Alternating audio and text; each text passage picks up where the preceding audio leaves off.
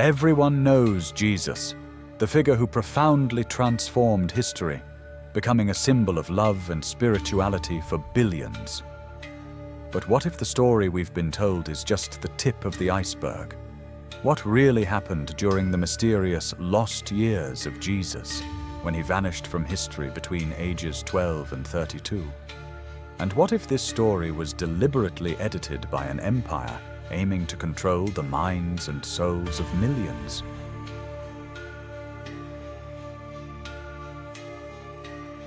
The New Testament describes Jesus and his family's escape into Egypt, but abruptly ends the narrative there. Ancient texts omitted from the Bible, perhaps intentionally, to hide truths the Roman Empire preferred to conceal, such as the Gospel of the Holy 12, reveal Jesus traveled to Egypt to study ancient mysteries. Other apocryphal writings, like the Infancy Gospel of Thomas, hint at Jesus performing miracles and receiving spiritual guidance in foreign lands. But what exactly were these secrets?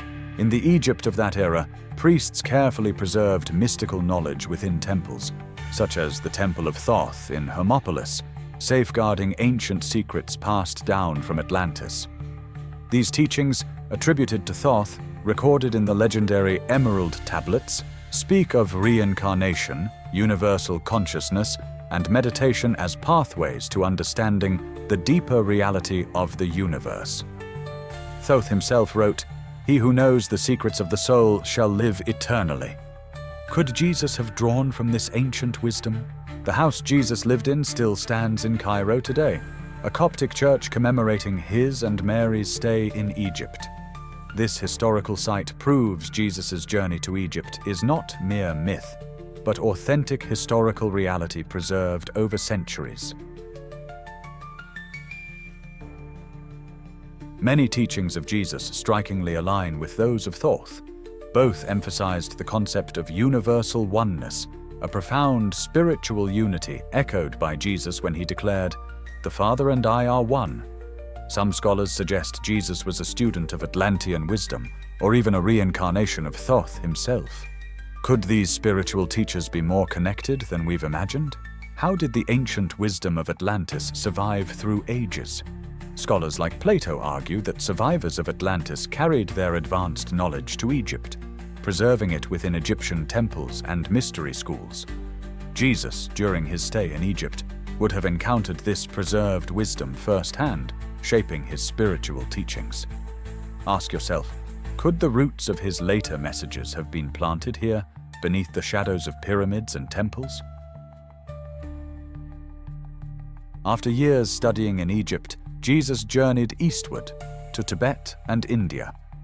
In Tibet, ancient manuscripts, such as those preserved in the Hemis monastery, describe a holy man from the West known as Issa, learning spiritual teachings and healing techniques.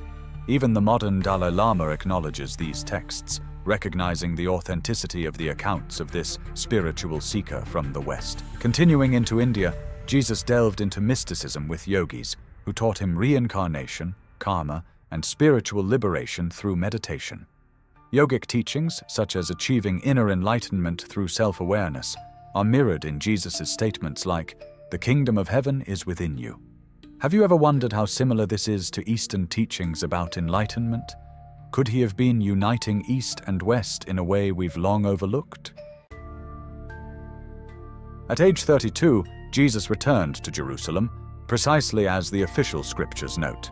Entering the city humbly on a donkey, he was no longer the boy who fled decades earlier, but a powerful spiritual teacher bearing ancient secrets.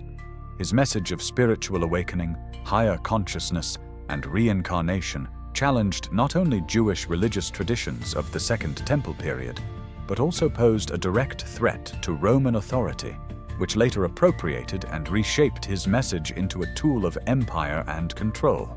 The monotheistic Judaism of Jesus' time struggled to accept his teachings about universal consciousness and reincarnation. Ideas of divine unity in all beings directly threatened the authority of the priests and Pharisees, who guarded religious authority and power, branding Jesus as a dangerous heretic. Wow, you're still here! Then you're definitely ready for the real twist. If you're enjoying this journey, hit like and subscribe, It really helps the channel. We followed Jesus through Egypt, Tibet, and India. But why was this story erased from history? Let's dive in.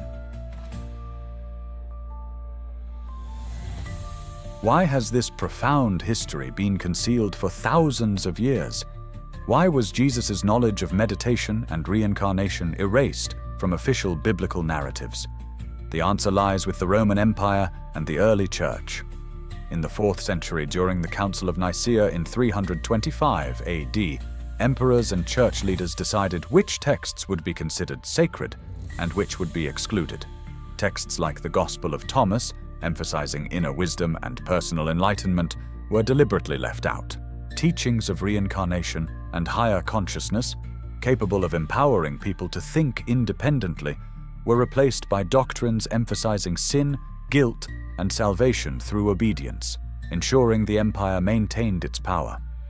Texts such as the Gospel of Thomas, found in the Nag Hammadi library, vividly illustrate Jesus' emphasis on inner wisdom and personal enlightenment, ideas too dangerous for the Roman establishment.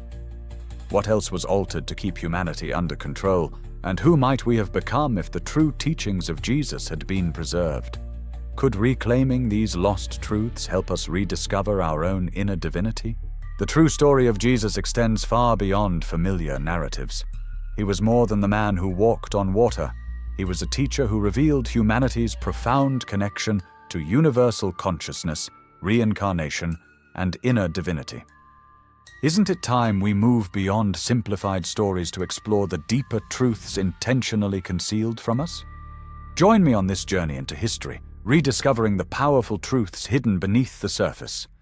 Perhaps, just perhaps, the real story of Jesus is even greater than we've ever imagined.